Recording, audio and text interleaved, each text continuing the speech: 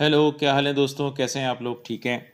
तो आज के लेक्चर के अंदर हम ये देखते हैं कि पाइथन में हम मॉड्यूल्स को कैसे बना सकते हैं और इसका क्या बेनिफिट होता है पाइथन में मॉड्यूल्स को बनाने का। और ये कि कस्टम मॉड्यूल्स को हम कैसे डेवलप करेंगे और उसके बाद उनको हम अपने मेन प्रोग्राम में कैसे इंपोर्ट करेंगे। कोड लाइब्रेरीज़ क्या होती हैं, पाइथन के पैकेजेस क्या होते हैं और आप उनको कैसे इंस्टॉल कर सकते हैं, कैसे देख सकते हैं कि आपके पास कितने पैकेजेस पाइथन के जो हैं वो ऑलरेडी इंस्टॉल्ड हैं, और ये कि आप उनको रिमूव कैसे कर सकते हैं। और फिर ये कि जब आप पाइथन के पैकेजेस को या मॉड्यूल्स को इंपोर्ट करते हैं अपने प्रोग्राम में, तो फिर उनसे आप वो डिज़ायर्ड फंक्शनैलिटी जो कि जिस पर्पस के लिए आपने उनको अपने प्रोग्राम में इंपोर्ट कर रहे हैं उसको कैसे आप अचीव करेंगे। तो ये कुछ चीज़ें बड़ी इंपॉर्टेंट हैं पाइथन में मॉड्यूल्स को इंपोर्ट करना या पैकेजेस को इंस्टॉल करना। ये तमाम चीज़ें जितनी भी हैं, चाहे वो मॉड्यूल्स इंपोर्ट करने की बात हो या पैकेजेस को इंस्टॉल करने की बात हो, ये बेसिकली कोड शेयरिंग से रिलेटेड है। ऐसी चीज़ें, ऐसे प्रोग्राम्स जो कि ऑलरेडी डेवलप हो चुके हैं, प्रोग्रामर्स ने उनको बना दिया है आपके लिए। अब आपको बार बार उसको री इन्वेंट करने की ज़रूरत नहीं है। आप उनके बने बनाए प्रोग्राम्स को, उनकी बनी बनाई कोड लाइब्रेरीज़ को आप अपने प्रोग्राम में इंपोर्ट करें और अपनी डिज़ायर्ड फंक्शनैलिटी को हासिल करें। तो बेसिकली पाइथन मॉड्यूल्स या फिर libraries, code libraries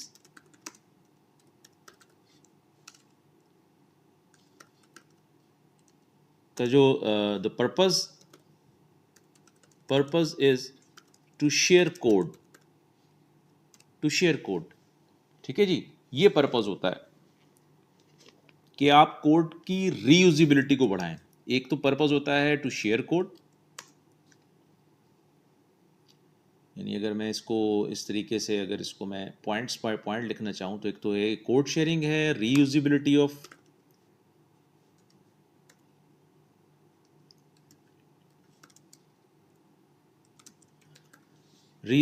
of code है। ठीक है, मॉड्यूलैरिटी है, मॉड्यूलैरिटी अचीव होती है इससे कि जब आप डिफरेंट अपने कोड को ब्रेक कर लेते हो डिफरेंट मॉड्यूल्स में। लाइक एक आपने इसको आप कह सकते हैं कि एक आपने ऑथेंटिकेशन का मॉड्यूल बनाया है,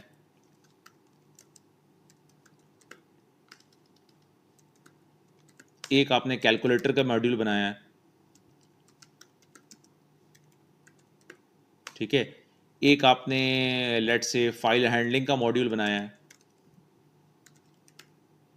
एक आपने डेटाबेस से इंटरेक्शन का मॉड्यूल बनाया है,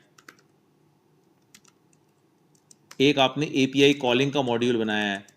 तो ये सारी चीज़ें आप देख रहे हैं, हम डिफरेंट मॉड्यूल्स में अपने प्रोग्राम को डिवाइड करते जा रहे हैं, जिससे क्या होता है कि आपका प्रोग्राम जो होता है वो इजी टू मॉड्यूलर, जितना जितना प्रोग्राम मॉड्यूलर होगा उसकी ट्रबल शूटिंग उतनी आसान होगी। ठीक है, तो उसको आप इजीली ट्रबल शूट कर सकते हैं, उसको इजीली आप क्या कर सकते हैं, ट्रबल शूट कर सकते हैं। तो इसकी क्या क्या होगी, ट्रबल शूटिंग ईजी होगी, easy to trouble shoot and easy to maintain. ठीक है, और कोड की सेग्रीगेशन भी होती है, डीक्लटर हो जाता है कोड आपका। ये सारी वो चीज़ें हैं कि जो आप किससे, मॉड्यूलैरिटी से, मॉड्यूल से और कोड लाइब्रेरी से अचीव करते हैं। ये सारे उसके बेनिफिट्स हैं। ठीक है, all these are what benefits of using modules और breaking your program into different modules और डिफरेंट कोड लाइब्रेरीज। ठीक है, तो ये हैं जो कि पाइथन ये आपको फंक्शनैलिटी देता है या ये फीचर देता है कि आप अपने प्रोग्राम को डिफरेंट मॉड्यूल्स में ब्रेक कर सकते हो बेस्ड ऑन द फंक्शनैलिटी। जो भी रिलेटेड फंक्शंस हों, जो भी रिलेटेड वेरिएबल्स हों, जो भी रिलेटेड क्लासेस हों, ऑब्जेक्ट्स हों, उनको आप एक मॉड्यूल में क्लब करके आप अपने दूसरे प्रोग्रामर्स के साथ भी शेयर कर सकते हैं, अपने दूसरे कंपेनियंस के साथ भी शेयर कर सकते हैं, ताकि वो आपकी इन चीज़ों को जो आपने ऑलरेडी डेवलप कर ली हैं अपने प्रोग्राम में यूज़ करें और अपनी फंक्शनैलिटी को जो भी वो हासिल करना चाहते हैं उनसे उसको वो हासिल कर लें क्विकली। ठीक है, तो ये बेनिफिट हैं कुछ मॉड्यूल्स को यूज़ करने के जो कि ऑलरेडी डेवलप हुए हैं। तो अब हम कुछ एग्जांपल्स देखते हैं कि हम किस तरीके से मॉड्यूल्स को बनाएंगे, हम बने बनाए मॉड्यूल्स को कैसे यूज़ करेंगे, कुछ कस्टम मॉड्यूल्स कैसे बनाएंगे, फिर पैकेजेस को कैसे इंस्टॉल करेंगे, अनइंस्टॉल करेंगे, ये हम चीज़ें देखते हैं प्रैक्टिकली भी करके, ठीक है। तो जिससे हमें ये चीज़ सामने आ जाएगी कि इसका बेनिफिट है क्या। तो सबसे पहले हम क्या करने जा रहे हैं कि हम एक फ़ाइल क्रिएट करते हैं यहाँ पर, उसका नाम रख लेते हैं माई मॉड्यूल। ये हमने एक फ़ाइल क्रिएट की माई मॉड्यूल डॉट पी वाई। अच्छा, मॉड्यूल जो भी बनाएंगे आप कस्टम, उसमें उसका नाम जो है वो आपने क्या रखना है, डॉट पी वाई के एक्सटेंशन से रखना है, ठीक है। डॉट पी वाई यानी पी वाई का मतलब है पाइथन फाइल, ठीक है। मॉड्यूल का नाम आप कुछ भी रख लें, आप जैसे मैंने माई मॉड्यूल रखा है क्योंकि ये मेरा कस्टम मॉड्यूल है, इसमें मैं कुछ वेरिएबल्स को डिक्लेयर करूंगा, कुछ फंक्शंस को बनाऊंगा जो कि मैं अपने मेन प्रोग्राम के अंदर उनको कॉल करूंगा इंपोर्ट करने के बाद, ठीक है। तो अभी हम ये देखते हैं कि डेवलप कैसे करते हैं, लेकिन एक्सटेंशन जो है वो फाइल का क्या होना चाहिए, वो डॉट पी वाई होना चाहिए, जिससे ये पता चलता है कि ये पाइथन का मॉड्यूल है। तो लेट्स से कि यहाँ पर मैंने इस वक्त एक क्लास की लिस्ट ली है, मैं एक स्टूडेंट्स की क्लास बनाता हूँ कि मैं एक लेट्स से लिस्ट, आपको पता है कि हमारे पास एक बिल्ट इन डेटा स्ट्रक्चर या कलेक्शन डेटा स्ट्रक्चर है पाइथन के अंदर, जिसमें कि मैं ये कर रहा हूँ कि जी मैं किन किन क्लासेस को, लेट्स से कि हमारा एक स्कूल है और या हमारा एक कॉलेज है, उसके अंदर हम ग्रेड 10 को पढ़ाते हैं और फर्स्ट ईयर को पढ़ाते हैं और हम हमारे पास सेकंड ईयर की क्लासेस भी होती हैं, ठीक है। ये हमारी नंबर ऑफ़ क्लासेस हो गई, तो ये क्लासेस की लिस्ट हो गई। अब हम एक स्टूडेंट्स की डिक्शनरी बना लेते हैं, स्टूडेंट्स का रिकॉर्ड बनाते हैं, स्टूडेंट रिकॉर्ड्स डिक्शनरी डिक्ट के नाम से बनाते हैं, ठीक है। और हम एक डिक्शनरी क्रिएट करते हैं जिसमें कि हम स्टूडेंट्स को एनरोल करते हैं, यानी उनका रोल नंबर फर्स्ट की वैल्यू लेते हैं। की वैल्यू पेयर आपको पता है कि डिक्शनरी जो एक डाटा टाइप है या एक कलेक्शन डाटा टाइप है बिल्ट इन, जो पाइथन आपको प्रोवाइड करती है, जो कि की वैल्यू की फॉर्म में डेटा को अपने पास स्टोर करता है, ये डेटा स्ट्रक्चर, ठीक है। तो इसको हम वहाँ यूटिलाइज करते हैं जहाँ पे हमें की वैल्यू चाहिए हो। तो हमने पहला स्टूडेंट जो स्टूडेंट नंबर 1 है, उसका रोल नंबर 1 है, हम उसका रिकॉर्ड जो है यहाँ पे सेव कर रहे हैं। तो उसके उसके अगेंस्ट में हमने क्या किया, वैल्यू ले ली एक लिस्ट को और उसका हम रिकॉर्ड सेव करते हैं स्टूडेंट नंबर 1 का, जिसमें हम सबसे पहले उसका ले रहे हैं फर्स्ट नेम है अली, लास्ट नेम है उसका लेट्स से अहमद, और इसकी हम एज ले लेते हैं जी कि एज है उसकी लेट्स से 15, ठीक है, ये उसकी एज है, ठीक। अच्छा, सेकंड स्टूडेंट की value जीनिया,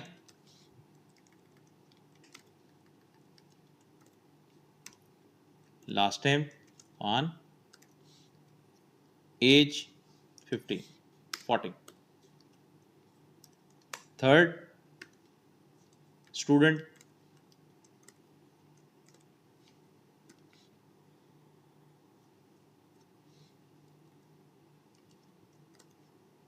John, last name Michael,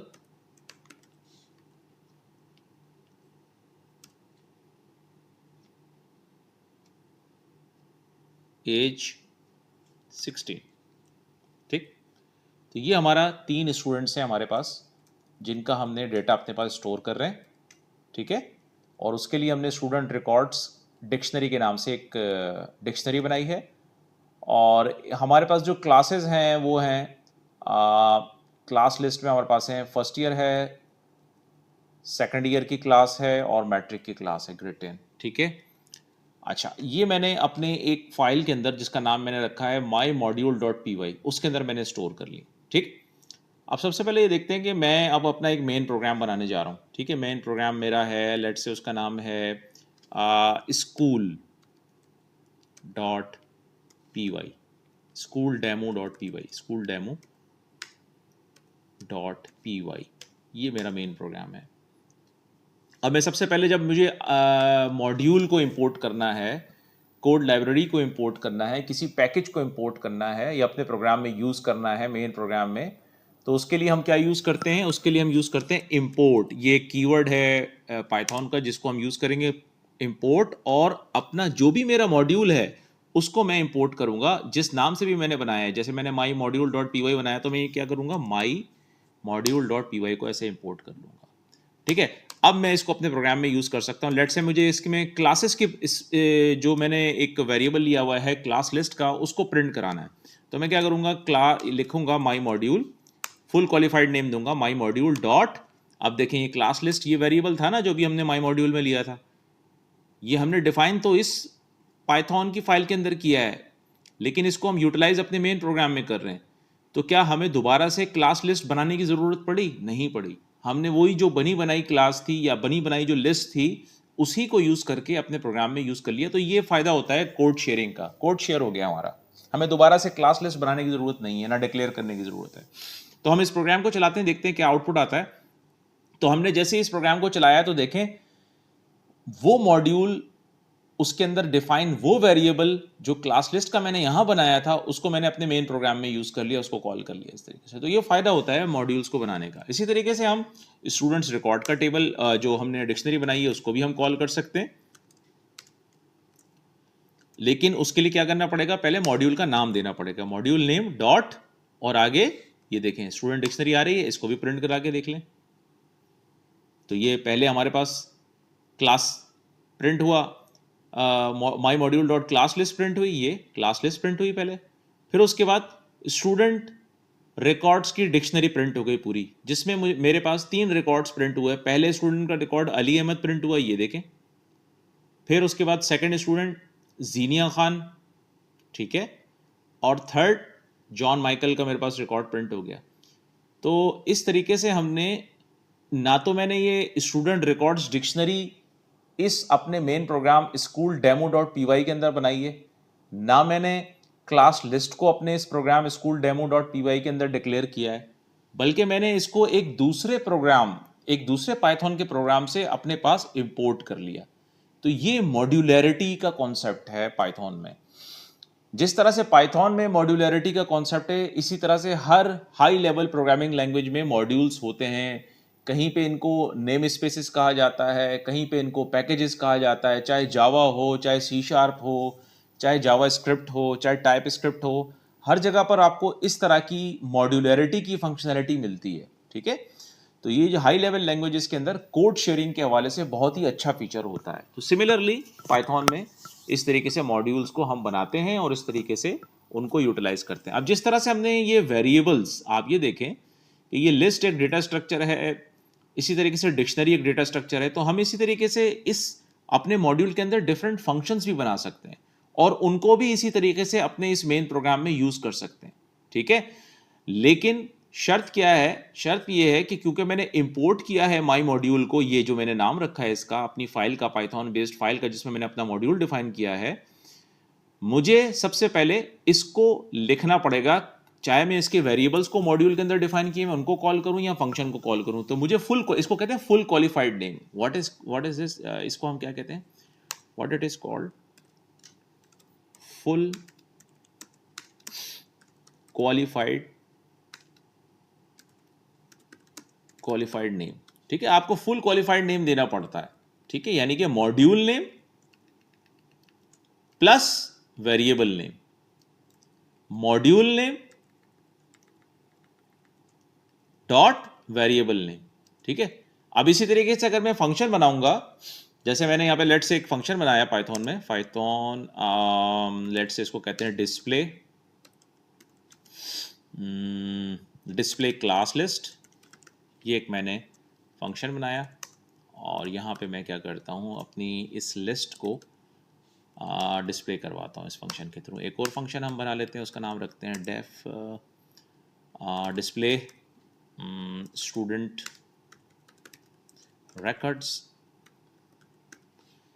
ठीक है, तो इसको ज़रा मीनिंगफुल बनाते हैं और यहाँ पे प्रिंट करते हैं हम कि जी आप स्टूडेंट्स के डिक्शनरी को प्रिंट कर दें। ठीक है, तो हमने ये 2 मेथड्स भी बनाए, 2 फंक्शंस भी बनाए। कहाँ पे बनाए, अपने इस मॉड्यूल के अंदर। इसको हमने सेव कर लिया। नाउ अब हम अपने मेन प्रोग्राम में जहाँ पर हम ये प्रिंट का इस तरीके से यूज़ कर रहे हैं, ये तो हम डायरेक्ट वेरिएबल्स को प्रिंट कर रहे हैं ना मॉड्यूल में, हम इन फंक्शंस के थ्रू भी प्रिंट कर सकते हैं। लेट्स से सबसे पहले स्क्रीन को क्लियर करते हैं और और यहाँ पे हम लिखते हैं जनाब printing of module variables using modules functions.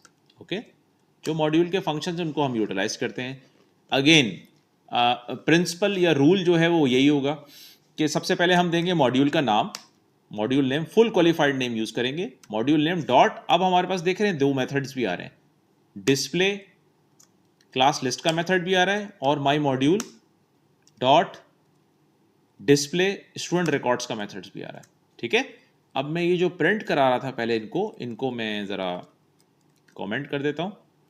अब हम देखते हैं कि हम ये फंक्शंस को कॉल कर पाते, बल्कि इनको भी प्रिंट कराएं ताकि आपके सामने दोनों चीज़ें आ जाएं कि जी आप वेरिएबल्स को भी एक्सेस कर पा रहे हैं और उनके मेथड्स को भी एक्सेस कर पा रहे हैं मॉड्यूल के, जो आपने मॉड्यूल क्रिएट किया है अपने मेन प्रोग्राम में। ठीक है, इसको दोबारा से चलाते हैं इस प्रोग्राम को, ये देखें। ठीक है, सबसे पहले ये वेरिएबल डायरेक्ट प्रिंट हुआ है, फिर ये स्टूडेंट रिकॉर्ड्स की डिक्शनरी प्रिंट हुई है। अब हमने क्या किया कि हमने ये माई मॉड्यूल डिस्प्ले क्लास लिस्ट को कॉल किया यहाँ पे, बल्कि इसको एक सेग्रीगेशन करने के लिए print class and student records using functions, using module functions, modules functions. ठीक है, ये इस तरीके से हम बना लेते हैं। ज़रा इसको क्लियर करते हैं, स्क्रीन को दोबारा से प्रोग्राम को चलाते हैं ताकि आपके सामने बिल्कुल एग्जैक्ट पिक्चर आए। अच्छा, मैंने यहाँ पे स्पेलिंग मिस्टेक की है, प्रिंट की स्पेलिंग टी लगाना मैं भूल गया हूँ। दोबारा से चलाएं इस प्रोग्राम को, क्लियर करें स्क्रीन को पहले। ठीक है, तो ये print class and student records using module functions. तो ये जो दो रिकॉर्ड्स प्रिंट हुए हैं, पहला ये हुआ है माई मॉड्यूल डिस्प्ले क्लास लिस्ट और फिर माई मॉड्यूल डिस्प्ले स्टूडेंट रिकॉर्ड्स, ये हमारे पास प्रिंट हो गए। तो इस तरीके से हम मॉड्यूल बनाते हैं पाइथन के अंदर, और इसके अंदर हम वेरिएबल्स भी डिक्लेयर कर सकते हैं, डिफाइन कर सकते हैं, फंक्शंस भी डिफाइन कर सकते हैं, क्लासेस भी डिफाइन कर सकते हैं। ठीक है, तो आपने जो कुछ भी डिफाइन कर रहे हैं वो आप अपने एक प्रोग्राम में डिफाइन करके उसको अपने दूसरे प्रोग्राम में यूटिलाइज कर सकते हैं। तो ये सब चीज़ें अचीव करने के लिए हमें क्या करना पड़ेगा, इंपोर्ट करना पड़ेगा अपने माई मॉड्यूल डॉट पी वाई को, उस प्रोग्राम को। उसका एक्सटेंशन मॉड्यूल का हमेशा लाजमी याद रखिएगा, ये रूल है, डॉट पी वाई होगा। ठीक है, कोई और नहीं हो सकता। तो यहाँ तक हमने देखा कि हम अपना मॉड्यूल कैसे बनाते हैं और उसको कैसे करते हैं। फिर एक कुछ चीज़ें और भी हैं इसमें।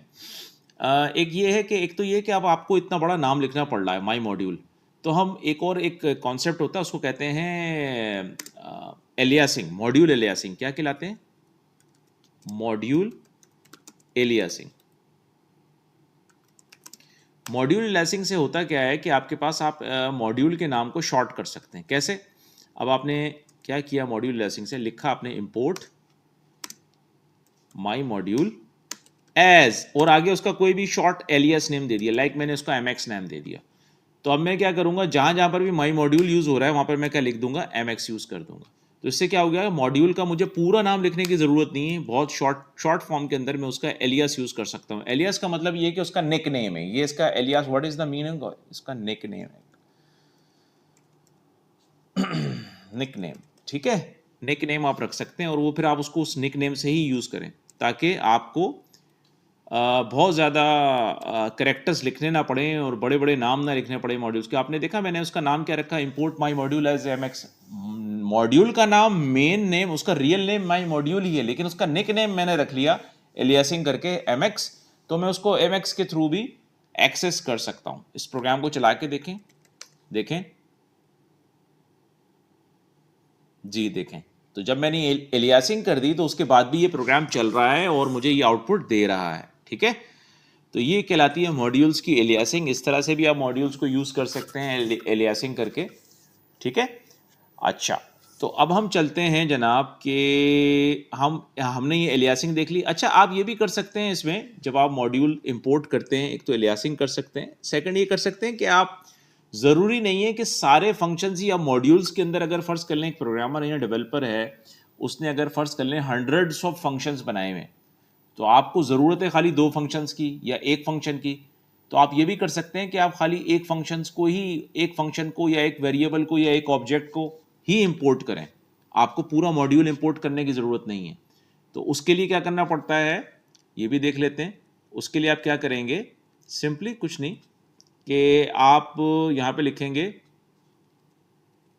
मैं ज़रा इसको कमेंट करता हूँ।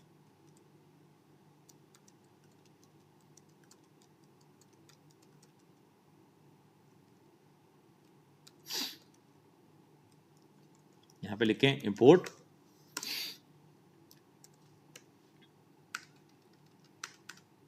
फ्रॉम का वर्ड यूज करेंगे, from my module import.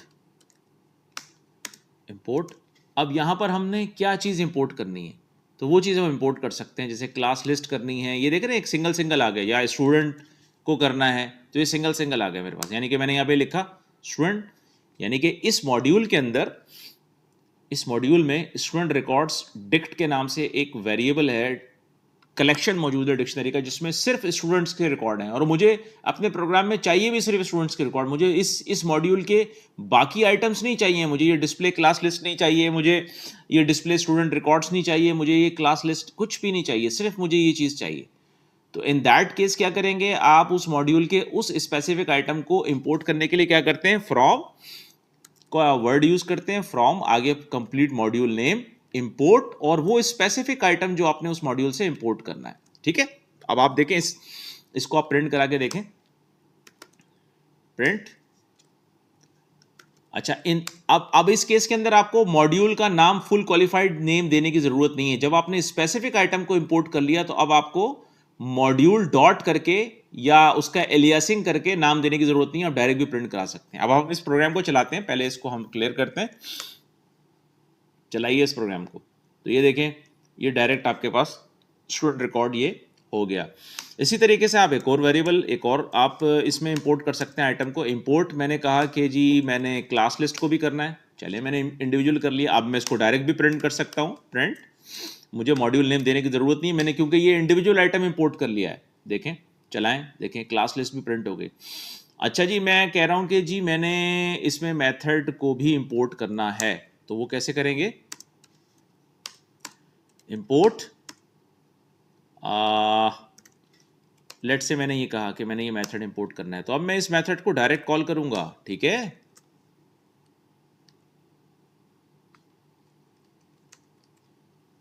Print, मैं ज़रा इसको सेग्रीगेट कर लूँ, कॉलिंग क्लास लिस्ट मेथड, और सॉरी फंक्शन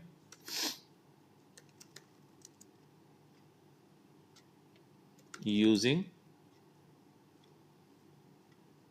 specific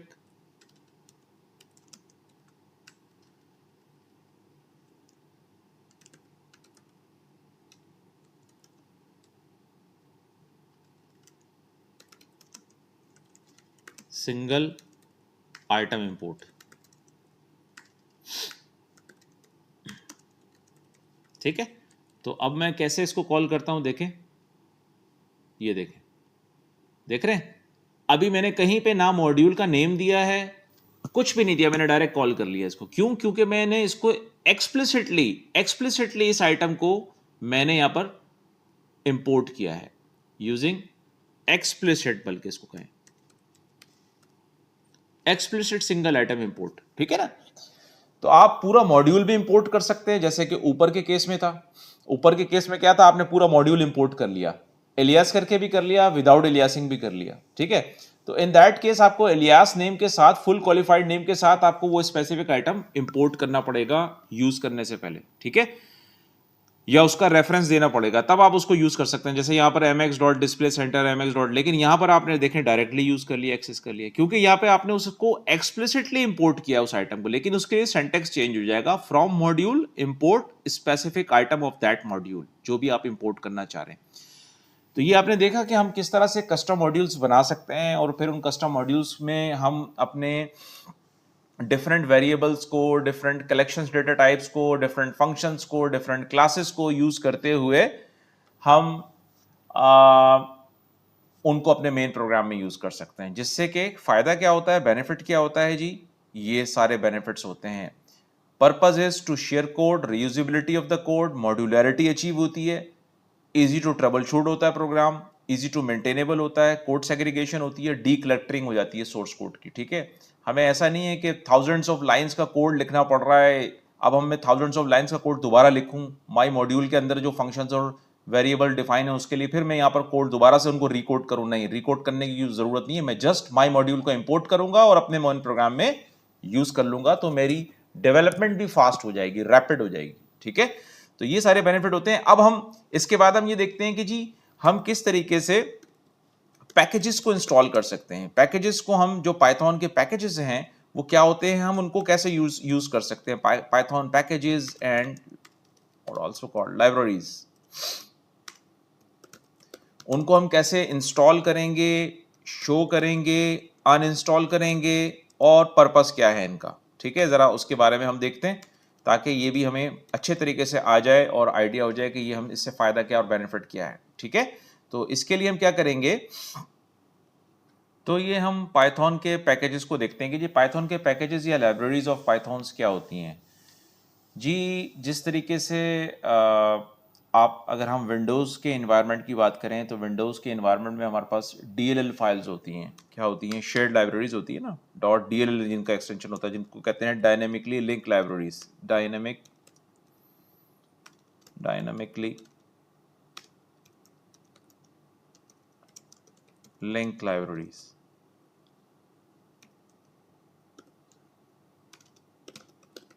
ठीक है, दूसरा हमारे पास अगर हम लिनक्स के एनवायरनमेंट, ये होती है विंडोज के एनवायरनमेंट। DLL फाइल्स जो होती है अक्सर आपने देखा होगा Win32 के फोल्डर में या System32 के फोल्डर में आपको मिलती हैं, ये कहलाती हैं DLL फाइल्स, ये विंडोज के एनवायरनमेंट में होती हैं। ठीक है, इसी तरीके से लिनक्स के एनवायरनमेंट में जो है वो SO फाइल होती हैं, .SO फाइल, जिनको कहते हैं शेयर्ड ऑब्जेक्ट्स। ठीक है, ये लिनक्स के एनवायरनमेंट में होती हैं। अगर आपको लिनक्स की कोई लाइब्रेरी चाहिए तो वो आपको .SO के एक्सटेंशन से मिलेगी। अगर आपको विंडोज़ की लाइब्रेरी चाहिए कोई तो वो .DLL के एक्सटेंशन से नॉर्मली मिलती है। इनका फ़ायदा क्या होता है, इन लाइब्रेरीज़ का फ़ायदा ये होता है कि प्रोग्रामर्स ने या डेवलपर्स ने जो कोड ऑलरेडी डेवलप किया हुआ होता है, लेट्स से ये एक ऑडियो का मेरे पास फंक्शन है या फीचर है। ठीक है, तो क्या मैं कर सकता हूँ कि इस ऑडियो के फंक्शन को, इस ऑडियो के फंक्शन की एक DLL फाइल होगी, एक ड्राइवर फाइल होगी, एक लाइब्रेरी होगी, उसको मैं अपने प्रोग्राम में इंपोर्ट कर लूं तो मैं ऑडियो की फंक्शनैलिटी अपने प्रोग्राम में अचीव कर सकता हूं। या अगर मुझे कोई म्यूजिक प्ले करना है, कोई ऑडियो फाइल प्ले करनी है, कोई सॉन्ग प्ले करना है, तो मैं उस ऑडियो की लाइब्रेरी को यूज करते हुए, जो कि मुझे विंडोज के एनवायरनमेंट से मिल जाएगी उसकी .dll फाइल, तो उसको मैं अपने प्रोग्राम में पाइथन के इंपोर्ट करूंगा और उसके बाद में उसके फंक्शंस को, उसके मेथड्स को कॉल कर लूंगा। मुझे सेपरेटली ऑडियो के लिए सोर्स कोड लिखने की जरूरत नहीं, मैं जस्ट उसकी लाइब्रेरी को इंस्टॉल करूंगा, .dll को इंस्टॉल करूंगा और उसके बाद मैं उस DLL को मैं कॉल कर लूंगा। ठीक है, आगे आने वाली क्लासेस के अंदर हम ये देखेंगे भी कि हम किस तरह से विंडोज की DLL को कॉल करेंगे पाइथन के अंदर, ये देखेंगे, हम करेंगे ये। इसी तरीके से लिनक्स में अगर मेरे पास कोई लाइब्रेरी मौजूद है, कोई शेयर्ड ऑब्जेक्ट मौजूद है, कोई पैकेज मौजूद है, वो मुझे अगर अपने पाइथन के प्रोग्राम में कॉल करना है तो वो भी मैं क्या करूंगा, .SO की फाइल को अपने प्रोग्राम में इंपोर्ट करूंगा और उसके बाद उसको मैं उसकी फंक्शनैलिटी को यूज कर सकता हूँ। तो बेसिकली एक कॉमन पर्पस समझ में आ रहा है तमाम इस पूरे कॉन्सेप्ट का। पैकेजेस हों, लाइब्रेरीज हों, मॉड्यूल्स हों, कोड शेयरिंग हो रही है बेसिकली, कि जो कोड ऑलरेडी डेवलप हो चुका है उसको शेयर किया जा रहा है। और इससे क्या है, कंपोनेंट बेस्ड डेवलपमेंट भी हो रही है, यानी कि एक कोड जो शेयर किया हुआ है वो किसी और प्रोग्रामर ने बनाया हुआ है, उसके अंदर हम मॉडिफिकेशन नहीं करेंगे, हम जस्ट एज इट इज उस फंक्शनैलिटी को यूज करेंगे। ठीक है, यानी कि उसका बनाया हुआ कंपोनेंट हम अपने प्रोग्राम में यूज कर लेंगे। तो ये बेसिकली एक कंपोनेंट बेस्ड प्रोग्रामिंग भी हो रही है, कंपोनेंट बेस्ड सॉफ्टवेयर डेवलपमेंट भी हो रही है।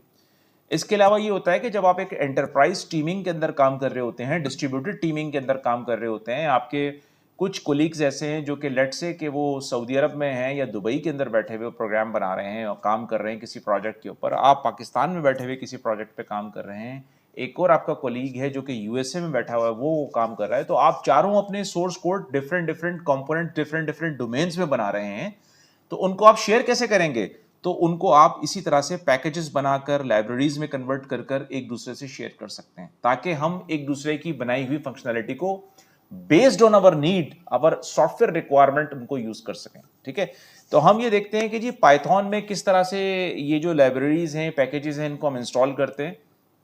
कुछ चीज़ें ऐसी हैं पाइथन के अंदर जो हमें बनी बनाई, हमें पाइथन का जब हम पैकेज इंस्टॉल करते हैं तो हमें हमें मिल जाती हैं। अगर हमें ये देखना है कि इस वक्त हमारे पास जो हमने पाइथन इंस्टॉल की है उसके अंदर कौन से पैकेजेस इंस्टॉल हुए हुए हैं, जैसे पाइथन का अगर मैं वर्जन देखना चाहूँ तो ये मेरे पास पाइथन का वर्जन -v से 13.3 आएगा। ठीक है, अच्छा जी, सिंपल पाइथन लिखें तो ये मेरे पास वर्जन मेरे पास क्या रहा है 3.312, ये मेरे पास वर्जन है जो इंस्टॉल्ड है पाइथन का। तो अगर मैं क्या करना चाहूँ कि ये देखना चाहूँ कि मेरे पास कितने पैकेजेस इंस्टॉल्ड हैं इस वक्त पाइथन के, तो मैं कैसे देखूंगा, Python PYP Python package installer, इसका नाम क्या है, पाइथन पैकेज इंस्टॉलर। ये बेसिकली पाइथन की पैकेज मैनेजर है, इसको कहते हैं पाइथन का package manager.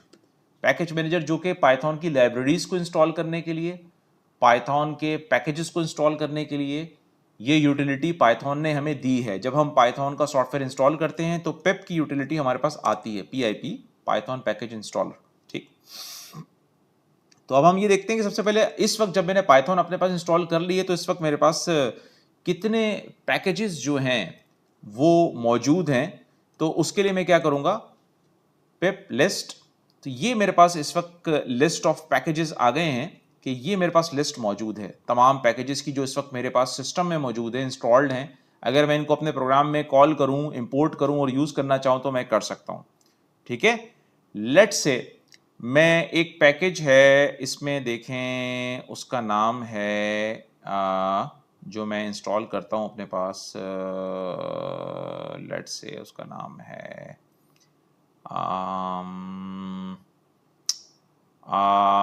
Let's say tornado है, टोर्नेडो।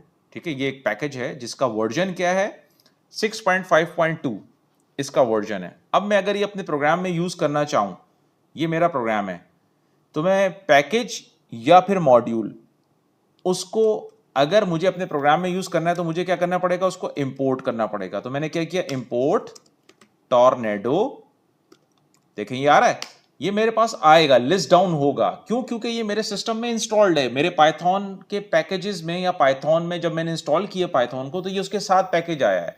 तो इसको मैं अब यूज कर सकता हूं, मैं टोर्नेडो, अगर मैं उसका कोई भी वेरिएबल यूज करना चाहूं, किसी फंक्शनैलिटी को यूज करना चाहूं, किसी मेथड को यूज करना चाहूं तो मैं उसको कॉल कर सकता हूं, उसको यूज कर सकता हूं। तो देख रहे हैं ये बेनिफिट होते हैं उसको यूज करने के। अगर आप कोई भी पाइथन का पैकेज जो कि आपके सिस्टम में इंस्टॉल्ड है उसको यूज करना चाहें तो उसको पहले आपने इंपोर्ट करना, इस तरीके से कर सकते हैं। लेट्स से कि मैं एक पैकेज है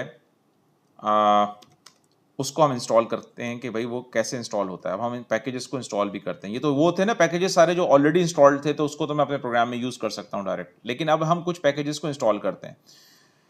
पैकेजेस को इंस्टॉल करने के लिए सबसे पहले पैकेज को फाइंड करते हैं, उसका पर्पस समझते हैं और फिर उसको इंस्टॉल करते हैं। पैकेजेस जो पाइथन के हैं वो सबसे ज़्यादा जो पॉपुलर रिपोजिटरी है पाइथन के पैकेजेस की, उसका नाम है Python package indexer. Python package index एक रिपोजिटरी है, पब्लिक रिपोजिटरी है, जहां पर मुख्तलिफ प्रोग्रामर्स पूरी दुनिया के पाइथन के वो अपने पैकेजेस बनाकर पब्लिश करते हैं। यहाँ से आप उस पाइथन के पैकेज की डिटेल मालूम कर सकते हैं और उसके बारे में पढ़ सकते हैं कि वो क्यों पॉपुलर है, कितना पॉपुलर है, उसके अंदर बग्स तो नहीं है, उसके ऊपर कितने ओपन टिकट खुले हुए हैं, कितने इश्यूज हैं जो उस पैकेज से रिलेटेड हैं इस वक्त, और कितने प्रोग्रामर्स उस पर काम कर रहे हैं, कितनी दफ़ा वो पैकेज डाउनलोड हो चुका है।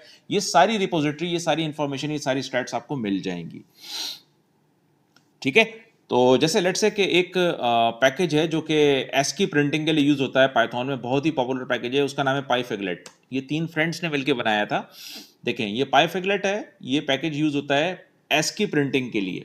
तो लास्ट अपडेट ये जो हुआ है ये 15 अगस्त 2025 को हुआ है, यानी एक्टिवली इसके ऊपर काम हो रहा है, लोग काम कर रहे हैं, प्रोग्रामर्स इसके फीचर्स पे काम कर रहे हैं, डेवलप कर रहे हैं। आप थोड़ा सा इस पैकेज के बारे में पढ़िए, क्या है, क्या करता है। क्या pyfiglet is a full port of Figlet into the pure Python. It takes ASCII text and renders it in a ASCII art fonts like above. ठीक है, इस तरह के ये fonts में आपको डिस्प्ले कर देगा ASCII art के थ्रू, ठीक है, इसके अंदर जो फंक्शनैलिटी बिल्ट हुई है वो ये है कि इसको आप कोई भी टेक्स्ट दीजिए, उसको ये इस तरह के एक्स की डिज़ाइन के अंदर, इस तरह के एस की आर्ट के अंदर, इस तरह के एस की फॉर्मेट के अंदर प्रिंट कर देगा आपकी स्क्रीन पे। ठीक है, अगर हम इस पैकेज के बारे में पढ़ें तो जी इसको तकरीबन ये इतने स्टार्स मिले हुए हैं 1475। कितनी दफ़ा ये जो है इसकी इस वक्त ओपन इश्यूज कितने हैं, 2 इसके ओपन इश्यूज हैं। अगर आप इसके ऊपर क्लिक करें तो आपको इस पैकेज के इश्यूज भी पता चल जाएंगे, यानी कि इसके अंदर प्रॉब्लम्स क्या क्या हैं जिनके ऊपर काम हो रहा है। तो ये गिटहब पे ले जाएगा आपको इस पैकेज की गिटहब पेज के ऊपर। इस पे आप क्लिक करेंगे तो आपको ये भी पता चल जाएगा कि इस वक्त जो लोग इस पैकेज को यूज कर रहे हैं, इस पैकेज के बग क्या हैं। अगर मैं फर्ज कर लें अपने प्रोग्राम में इस पैकेज को इंपोर्ट करता हूं, इसको इंस्टॉल करता हूं अपने सिस्टम में और उसको यूज करता हूं, तो ये स्पेसिफिक बग और फंक्शनैलिटी जो कि इस प्रोग्रामर ने या इस पर्सन ने अपलोड की है या रिकॉर्ड की है या यहां पर इस इशू को ओपन किया है, ये इशू मेरे पास भी आ सकता है। ठीक है, तो होता क्या है कि इश्यूज को यहाँ पे रिकॉर्ड करवाते हैं गिटहब के ऊपर, और उसके ऊपर जो दूसरे एक्सपर्ट प्रोग्रामर्स हैं वो उसके फिक्सेस देते हैं आपको। फिर वो फिक्सेस आप अपने प्रोग्राम में लगाते हैं, तो उससे क्या होता है कि आपके बग्स खत्म हो जाते हैं। ठीक है, अगर पैकेज में कोई बग है, लाइब्रेरी में कोई बग मौजूद है जो कि जिस प्रोग्रामर ने ये लाइब्रेरी डेवलप की उसने फिक्स नहीं किया हुआ था, तो जो दूसरे कंपेनियन प्रोग्रामर्स होते हैं, जो दूसरे उसके मेंबर प्रोग्रामर्स होते हैं, जैसे इस तरह के यहाँ देखें ना आप, इनके पार्टिसिपेंट्स हैं, तो ये पार्टिसिपेंट्स क्या करते हैं, उसको फिक्स करते हैं। जैसे कि यहाँ पे कुछ फिक्स दिए हुए हैं, ठीक है, इन्होंने फिक्स इस तरह से इस इशू को किया हुआ है, बताया हुआ है कि ये इसमें एक मसला है, ये एरर है। ठीक है, तो तो ये इस तरीके से पैकेजेस के बारे में आप किसी भी पैकेज के बारे में अगर आपने इंफॉर्मेशन लेनी है तो ये पैकेज इंडेक्सर के पेज पे आएंगे pypi.org पर, और उसके बाद आकर उस पैकेज को फाइंड करेंगे तो आपको ये उसकी रिलीज डेट भी मिल जाएगी। लेटेस्ट रिलीज इसका 15 अगस्त को हुआ है। ठीक है, और आपने इस पैकेज को इंस्टॉल कैसे करना है, ये कमांड भी लिखी हुई है, pip install pyfiglet। अब मैंने इसको कॉपी कर लिया यहाँ से। ठीक है, और करने के बाद मैं अपने कमांड प्रॉम्प्ट पे आऊँगा और ये पैकेज pip इंस्टॉल pyfiglet लिखता हूँ, और उसके बाद मैं अभी इस लिस्ट के अंदर देखें pyfiglet कहीं पर भी नहीं है। हम इंस्टॉल करते हैं इस पैकेज को, इसके लिए इंटरनेट का होना ज़रूरी है आपके पास। ये पैकेज मेरे पास सक्सेसफुली इंस्टॉल्ड हो गया pyfiglet का। अब मैं दोबारा से लिस्ट लेता हूँ और देखता हूँ मेरे पास pyfiglet आया है कि नहीं आया। ये देखें मेरे पास pyfiglet आ गया। ठीक है, तो इस तरीके से पैकेज इंस्टॉल हो जाएगा। अब मैं इस पैकेज को यूज़ करके कुछ एस्की आर्ट को प्रिंट करता हूँ, देखता हूँ कि क्या होता है, इससे फंक्शनैलिटी हासिल होती है या नहीं होती। ठीक है, तो उसके लिए मुझे क्या करना पड़ेगा जनाब, वही काम। सबसे पहले मुझे इसको इंपोर्ट करना पड़ेगा pyfiglet। ये मैंने फिगलेट को इंपोर्ट किया। pyfiglet को इंपोर्ट करने के बाद मैं ये करता ये हूँ कि इनपुट लेता हूँ एक अदद टेम्प, एक वेरिएबल डिक्लेयर करते हैं, temp is equal to input लेते हैं हम एक टेक्स्ट को, enter your text to print in ASCII art. ठीक है, ठीक है, ये ASCII आर्ट हम प्रिंट करने के लिए एक इनपुट लेते हैं। इनपुट के फंक्शन से इनपुट मिलती है, आपको पता है। अब यहाँ पर जो भी टेक्स्ट हम लेंगे उसका हम ASCII एक और वेरिएबल डिक्लेयर करते हैं ASCII आर्ट, उसको कैसे कन्वर्ट करेंगे। एक वेरिएबल लिया मैंने ASCII आर्ट के नाम से, और यहाँ पर मैं pyfiglet को यूज़ करूँगा डॉट, इसके अंदर इसका एक मेथड होता है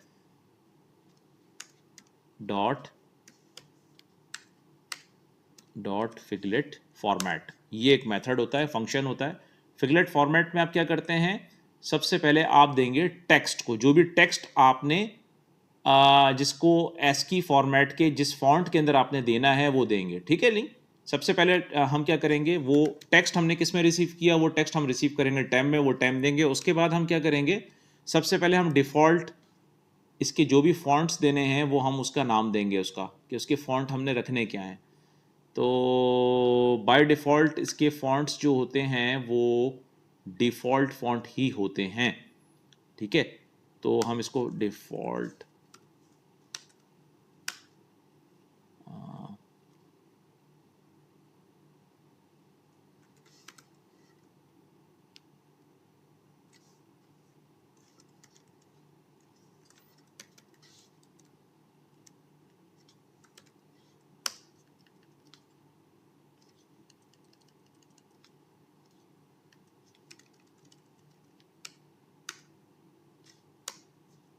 एक सेकंड,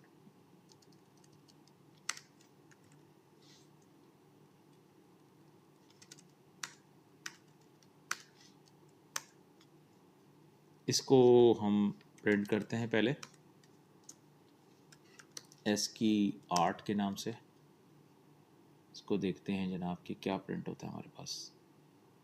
अब ये मुझसे एंटर कर रहा है। पहले हम इस कोड को, पहले जो ऊपर कोड है उसको हम ज़रा वो कर लेते हैं, कमेंट कर लेते हैं, ताकि हमें ठीक से अंदाज़ा हो जाए कि यह हो क्या रहा है। एक सेकंड रुकिएगा।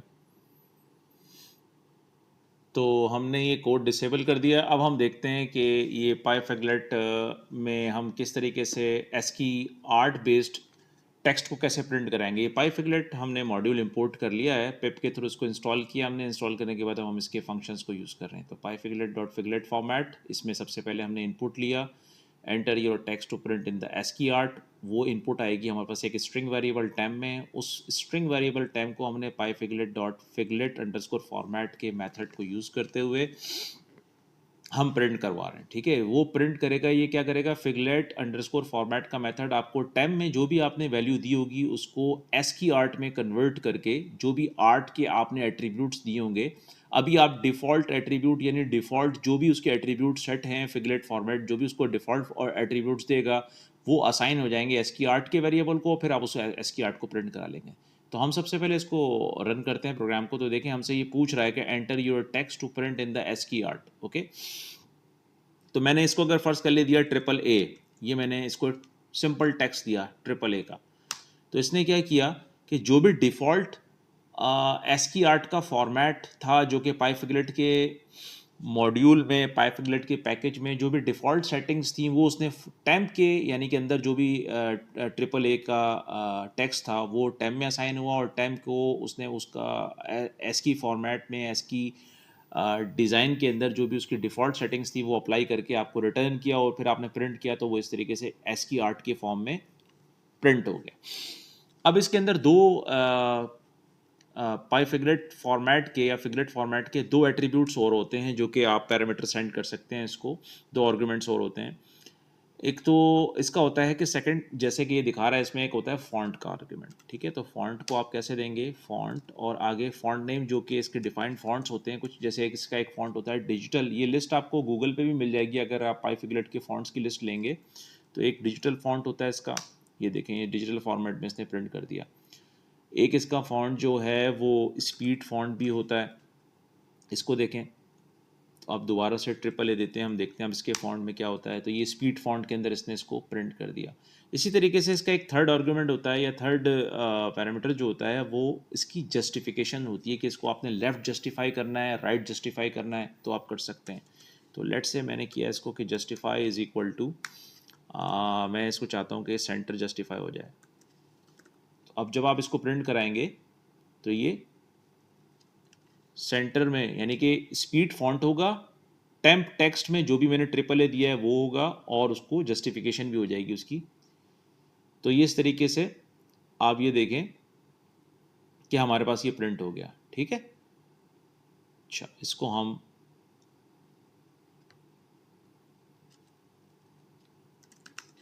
ठीक है दोबारा से प्रिंट कर लेते हैं। इस तरीके से ये सेंटर में हमारे पास आ गया। इसी को हम लेफ़्ट पे भी कर सकते हैं जनाब, ये लेफ़्ट जस्टिफाई हो जाएगा, लेफ़्ट जस्टिफाई हो गया, राइट जस्टिफाई भी हो जाएगा। आप ये देख रहे हैं टेक्स्ट को ही हम प्रिंट कर रहे हैं एस्की फॉर्मेट में, एक एस्की आर्टिस्टिक डिज़ाइन के अंदर। ठीक है, अब ये सब चीज़ें कौन हमें प्रोवाइड कर रहा है, ये फिगलेट की लाइब्रेरी या पैकेज प्रोवाइड कर रहा है ये सारी फंक्शनैलिटी। तो इस तरह से हम कई दूसरी फंक्शनैलिटीज़ को भी अपने प्रोग्राम में ऐड करके अपने प्रोग्राम में फीचर्स को और उसके अंदर चीज़ों को ऐड कर सकते हैं। ठीक है, इसी तरीके से अगर हम इसको कलराइज करना हो, इसको कलराइज करना हो तो हम कलराइजेशन भी कर सकते हैं। इसको हम बैकग्राउंड कलर या फोरग्राउंड कलर भी दे सकते हैं। उसके लिए हमें एक पाइथन की लाइब्रेरी होती है एक और, जिसको हम कलरामा कहते हैं, बहुत बहुत ही पॉपुलर और फेमस लाइब्रेरी है। उसको हम यूज़ करते हुए हम इसको कलराइज भी कर सकते हैं। और वो कैसे करेंगे देखें, हम यहाँ पर सबसे पहले फाइंड करते हैं अपने पास कि जी हमारे पास ये कलरामा का पैकेज है, ये आ, ठीक है, ये पैकेज है हमारे पास, ये इसकी डिस्क्रिप्शन है। ठीक है, इस वक्त इसके अंदर कोई भी ओपन इशू नहीं है, ओपन इशू नहीं है। इस तरह के ये हमें फोरग्राउंड कलर और बैकग्राउंड कलर दे देगा अगर हम ये पैकेज अपने पास इंस्टॉल करें और उसको यूज़ करें। ठीक है, तो हम इसको इंस्टॉल करते हैं। कॉपी किया हमने यहाँ से इसकी कमांड की इंस्टॉलेशन को, कमांड प्रॉम्प्ट पे आए। सबसे पहले देखते हैं कि क्या हमारे पास ये पैकेज कलरोमा का मौजूद है। लिस्ट लेते हैं, तो ये लिस्ट आ गई है मेरे पास। क्या यहाँ पे कलरोमा का पैकेज है? एक सेकंड देखें, सिर्फ सी के नेम से शुरू होने वाले ये 3 ही पैकेज है, कलरोमा नहीं है इनमें। तो उसके लिए हम क्या करेंगे, इसको इंस्टॉल करते हैं। पिप इंस्टॉल कलरोमा, ये पैकेज हमारे पास इंस्टॉल हो गया। कलरोमा का वर्जन 0.46 सक्सेसफुली इंस्टॉल्ड। ठीक है, अब दोबारा से लिस्ट लेते हैं, PIP लिस्ट। देखें पैकेज आया आपके पास, इंस्टॉल हुआ।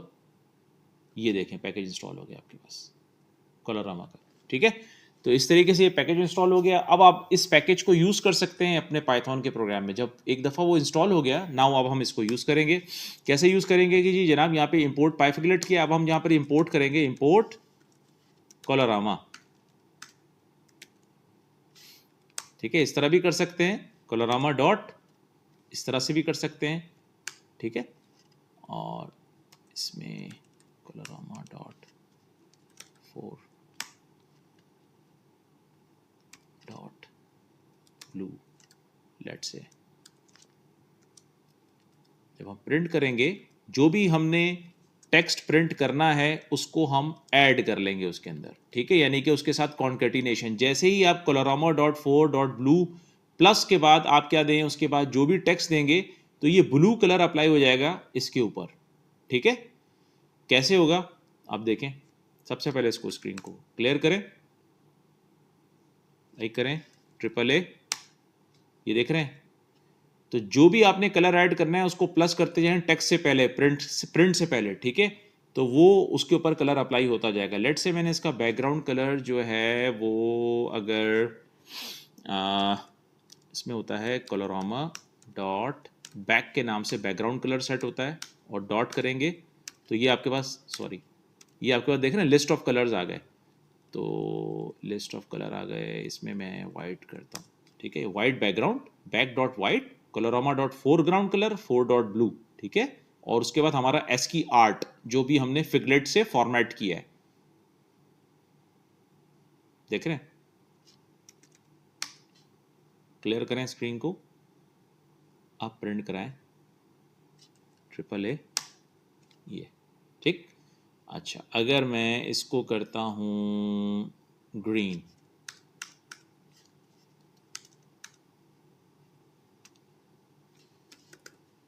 ग्रीन,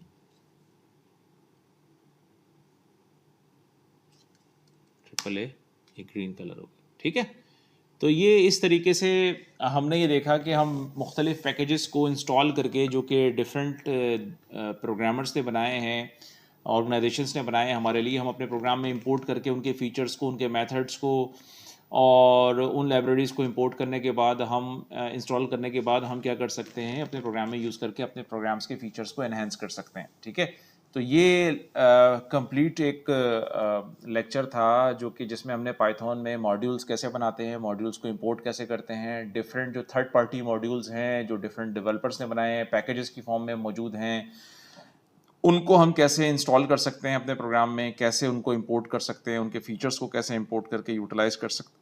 तो ये हमने सारी चीज़ें कवर की आज के लेक्चर के अंदर। ठीक है, अब हम ये भी देख लेते हैं कि ये जो 2 हमने पैकेजेस इंस्टॉल किए हैं, ये जो हमारे पास लिस्ट भी आ रही है, इनको हम अनइंस्टॉल कैसे कर सकते हैं। तो अनइंस्टॉल के लिए क्या होगा, अनइंस्टॉल पे PIP अनइंस्टॉल कलरोमा पैकेज नेम, जो भी पैकेज आपने अनइंस्टॉल करना है उसको अनइंस्टॉल कर दें तो वो अनइंस्टॉल भी हो जाएगा। ये अनइंस्टॉल हो गया। अब आप अगर आप लिस्ट लेंगे, यस अनइंस्टॉल हो गया। अब आप इसको लिस्ट लें, अब देखें आपके पास कलरोमा का पैकेज नहीं होगा क्योंकि वो मैंने अनइंस्टॉल कर दिया। अब जब आपने अनइंस्टॉल कर दिया है तो अगर आपके प्रोग्राम में वो इंपोर्ट हुआ हुआ है तो वो भी नहीं चलेगा। देखें अब आपके पास देखें आ रहा है ना, colorama could not be resolve from the source. अब एरर आना शुरू हो गया इसके ऊपर क्योंकि मैंने ये पैकेज ही अनइंस्टॉल कर दिया है। दैट्स वाई यहाँ पर ये आपको एरर दे रहा है, ठीक है। इसी तरीके से आप अगर चाहें तो आप पाइफिगलेट को भी अनइंस्टॉल कर सकते हैं। यहाँ आए, आप अनइंस्टॉल कर दें पाइफिगलेट को, पैकेज को। तो इंस्टॉल अनइंस्टॉल आप कर सकते हैं, आपको प्रोसेस पता होना चाहिए बस। ये ऑलरेडी अनइंस्टॉल था पाइफिगलेट, ठीक है। यस, आप अनइंस्टॉल कर दें, अनइंस्टॉल हो गया। तो ये पैकेज भी हमारे पास से अनइंस्टॉल हो गया। अब अगर आप दोबारा से लिस्ट लेंगे तो अब आपको पाइफिगलेट का पैकेज भी नज़र नहीं आएगा कहीं पर भी, ठीक है। ख़त्म हो गया, चला गया। तो इस तरीके से पैकेजेस को इंस्टॉल किया जाता है, अनइंस्टॉल किया जाता है। और आपने ये देख लिया कि लिस्ट कैसे लेते हैं पैकेजेस की, इंस्टॉल कहाँ पर होते हैं पैकेजेस, ये सारी चीज़ें देख ली, ठीक है। तो किसी भी पैकेज के बारे में अगर पता करना हो, लेट से हम दोबारा से इंस्टॉल करते हैं पैकेज को, पाइफिगलेट को ही करते हैं।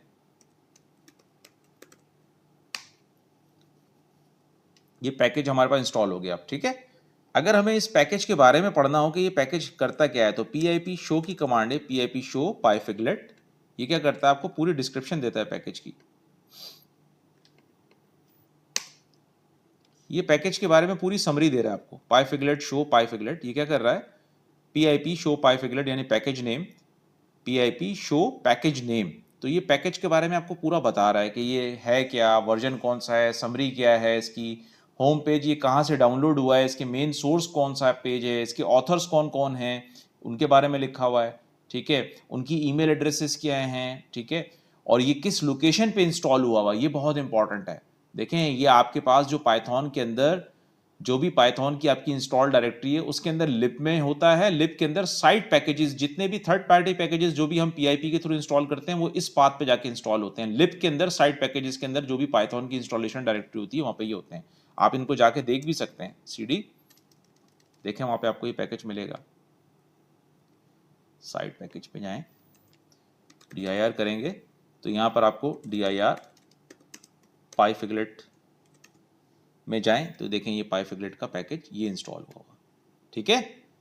तो ये इस तरीके से आपको कंप्लीटली पैकेजेस की पाइथन के कि कैसे वो इंस्टॉल होते हैं, कैसे वो इंपोर्ट होते हैं, कैसे हम उनको यूटिलाइज करते हैं अपने प्रोग्राम में, उनके मेथड्स को कैसे यूटिलाइज करते हैं, उनके वेरिएबल्स को कैसे यूटिलाइज करते हैं, और उनसे अपने प्रोग्राम के फीचर सेट को कैसे इन्हेंस करते हैं, ये सारी चीज़ें आपने इसमें देख ली हैं, ठीक है। इंशाल्लाह नेक्स्ट क्लास के अंदर हम एक्सेप्शन हैंडलिंग को करेंगे, लॉगर्स को करेंगे।